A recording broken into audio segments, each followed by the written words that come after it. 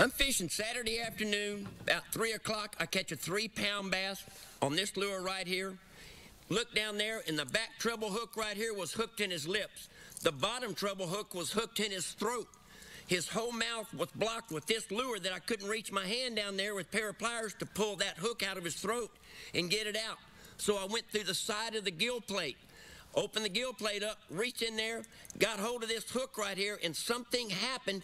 It buried the hook right there in my thumb. I am now hooked to this fish. Impossible. I was able to take a pair of wire cutters, and one of the other trebles right here was what's hooked in his throat. I was able to reach in there and cut that treble off. Now the lure is free from the fish. I cannot get it out of the fish because it's hooked to my thumb. I had to take a pair of these wire cutters and actually took a piece of his gill out with this and managed to get the lure out of his mouth.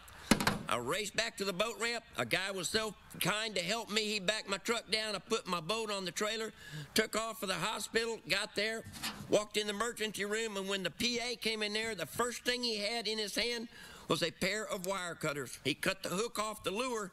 I now was free from the lure, but still had the hook in my finger. 10 minutes later, the guy was able to put Novocaine on it, and I pulled the hook out. This has got to be the most important piece of tool you have in your boat besides your fishing rods and lures. This thing right here saved me. That way I didn't have to go to the emergency room with a 3-pound bass hanging on the lure that was buried in my hand. Wire cutters. I keep them in everything, in every boat. Anytime I go fishing, I carry a pair of wire cutters. This is J.D. Batten for 12 News Outdoors.